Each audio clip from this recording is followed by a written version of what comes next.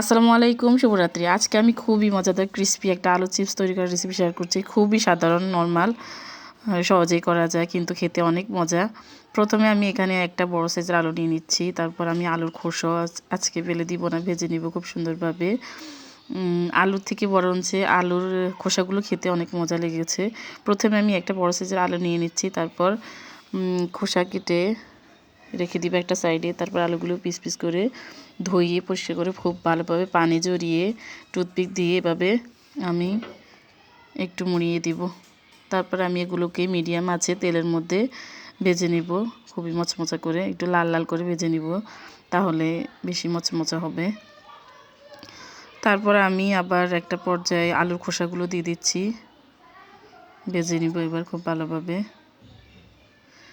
আর একটু শেষের দিকে আমি এখানে বিট লবণ আর মরিচের গুঁড়া মিক্সড করে এর মধ্যে দিয়ে দিব। ওখানে কিন্তু প্রথমে আমি শুধু কর্নফ্লাওয়ারের ব্যবহার করেছি, আর কিছুই ব্যবহার করিনি।